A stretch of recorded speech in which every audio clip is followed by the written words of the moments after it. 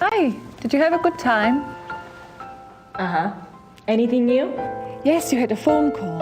Really? A man named Professor Barkley. He said you had his number. I do. Thanks.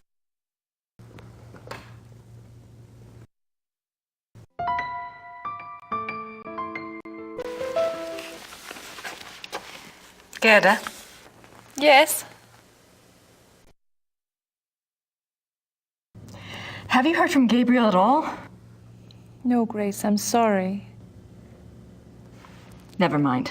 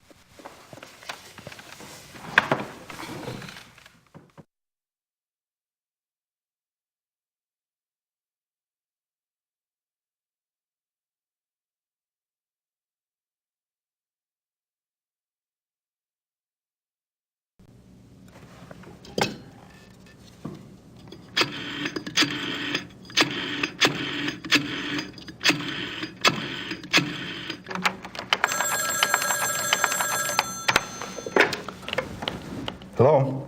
Hi, Professor Barkley. It's Grace. Oh, good. I have a name for you.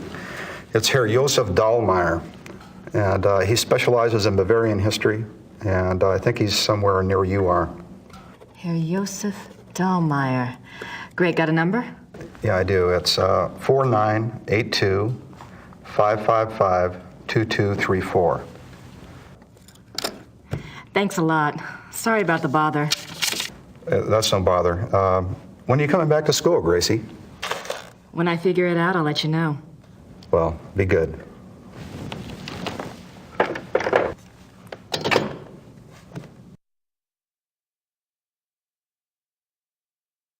It wasn't worth picking up the first time.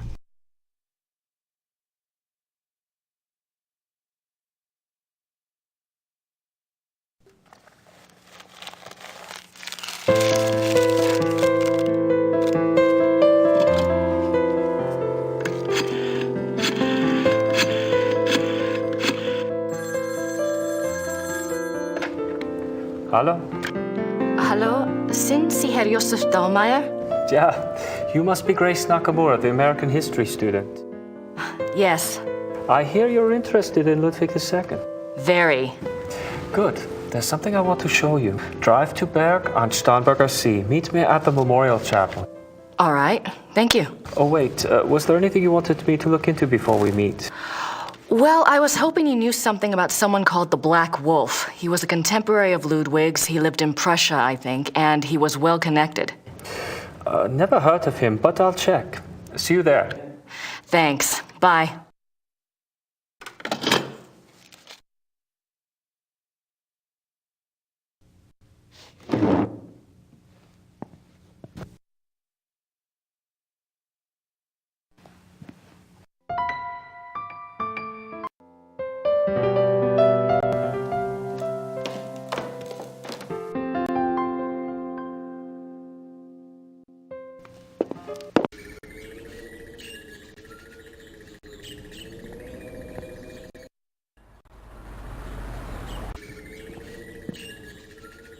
At least I have the car keys now.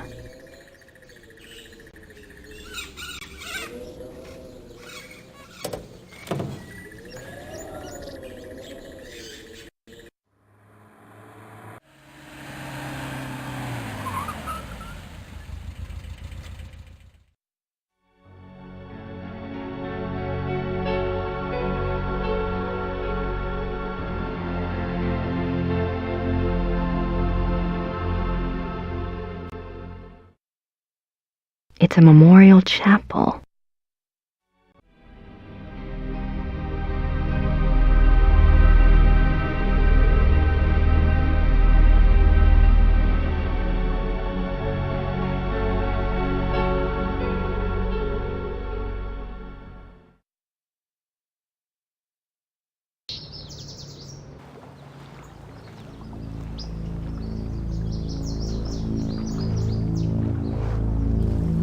This is where he died.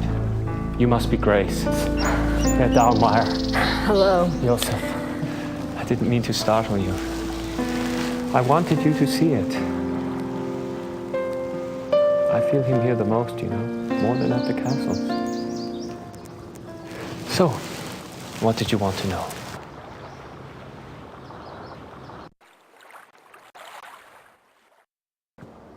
Professor Barclay says your hobby is Ludwig.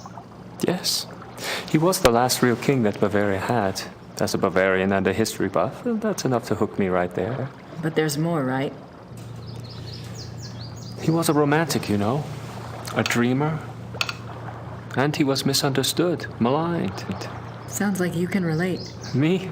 Hell, I have it easy. At least I live in the 1990s. And not every eye in the country is on me.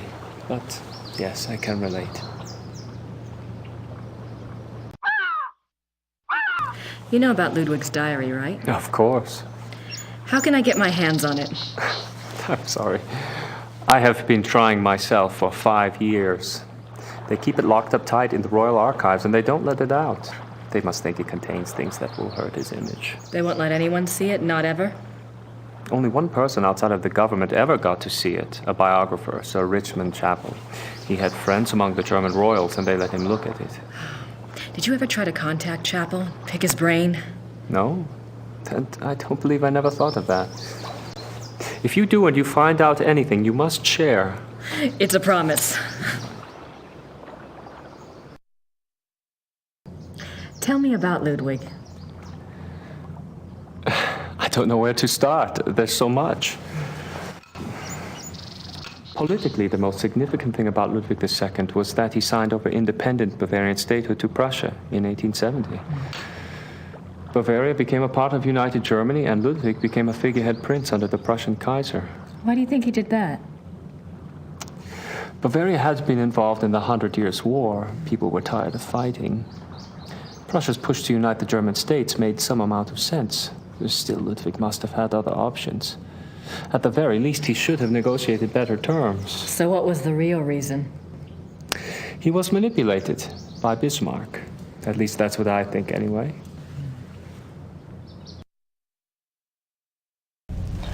What about Ludwig personally?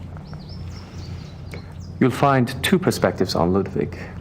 The view the tourists get is the romantic ideal, Ludwig the tormented loner. Then there is the historian's point of view. Ludwig was plagued with guilt over his sexual orientation and was driven mad with self-loathing. But I take it you're not buying either point of view. Well, it's all too convenient, isn't it? That he was a devout Catholic, there is no question, and I'm sure there were pressures on him to be normal. He was no prude. He loved Byron. Yes. Philosophy, the French court. If anything, Ludwig was too much an egomaniac. He didn't give a damn what anyone thought. And besides, he didn't try to hide any of his relationships. If he suffered from anything in his romantic life, it was disillusionment. No one loved him back as purely as he himself loved.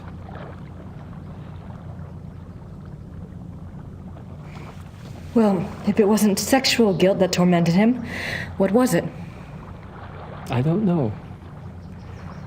His diary was filled with self-guilt, but I'm sure it's not about that. If I knew, I'd write my own book, set the record straight, so to speak.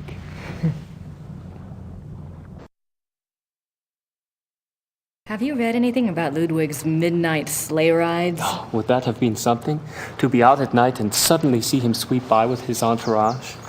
They say the night agitated Ludwig, and that being outdoors and the rushing feeling of the sleigh calmed him down. Sometimes even the sleigh wasn't enough. He would stop in some remote woods, order his servants to stay put, and go wandering off by himself for hours. It drove the servants crazy.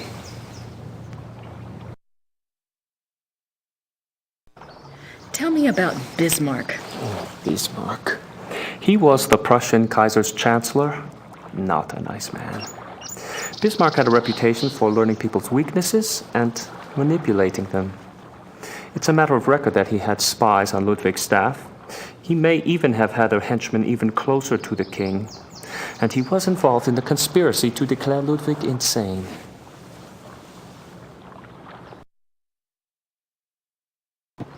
Did you find out anything about the Black Wolf? I did. I'd read about him before, but I hadn't realized that was who you were talking about. His name was Godin, Paul Godin. I found a reference to his being called the Black Wolf after you telephoned. I've never heard of him. Who was he? Godin lived on the fringes of the Prussian court. He was handsome, charming, dangerous, or so they say. He was variously rumored to have been a foreign prince, a Prussian spy, even an assassin. Since you were interested in him, I found out some things that are probably true. It said he came from abroad in the mid-1800s, but claimed high German blood. Do you know where he came from? No. And he was ruthlessly ambitious. He probably found out who held the power, Bismarck, and offered his services. Bismarck was a good judge of talent, of that sort anyway.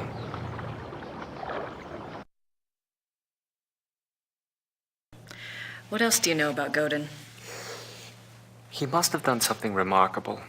Bismarck was not a generous man. He liked to string people along with promises, but rarely came through.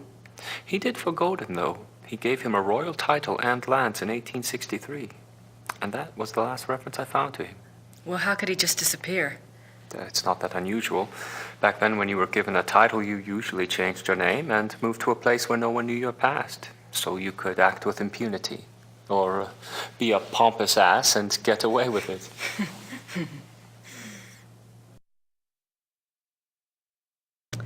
Is there any way to find out what Godin was called after he got his title? Is it that critical? It might be. Well, you could send away for a copy of the entitlement deed, assuming it has been destroyed during one of the wars. Godin's new name would be on it. But you would need a research permit from the government to access those records, and they can be very hard to get. A lot of red tape. Great.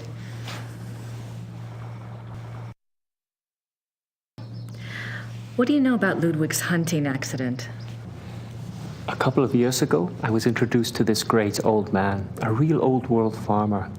Well, his grandfather was Richard Horning, Ludwig's equestrian. Oh, he told some great Ludwig stories. Sometimes I get lucky. Anyway, he said that after the hunting accident, Ludwig got terribly ill, that he had a fever and was acting crazy. They were afraid that the wolf had been carrying a disease or that the bite had gone septic. A wolf bit him? Yeah, it's not so unusual. There were a lot of wolves in the Alps back then. The servants were really worried, but Ludwig recovered, physically anyway. Horning's grandfather said it was the fever that broke Ludwig's mind, that he was worse than ever after that.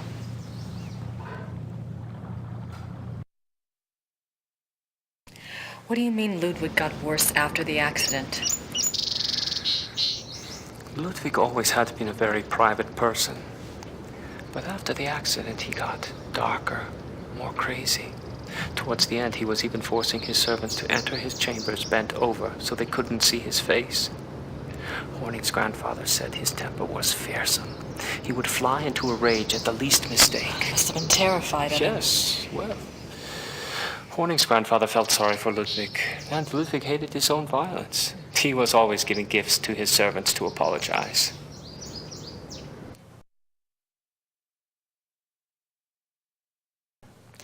You mentioned that there were other reasons why Ludwig's servants feared him. That's another of Horning's mysteries. There's a story about Neuschwanstein. Apparently there was a period of time of 2 or 3 months when Wagner would come and visit him Wagner? there. Yeah. The two would lock themselves in the singers' hall. Horning's grandfather said the sounds that came from there were awful. Well, the servants had superstitious minds anyway. Some of them quit over it, just walked away. What kind of sound? Horning's grandfather called them heartbreaking and ungodly. Maybe it was Wagner trying to sing. Well, I guess that's all for now. Thanks for your help. It's my pleasure. And if you ever want to talk again, just give me a call. I'll meet you down. I will. Thanks. Servus. Bye.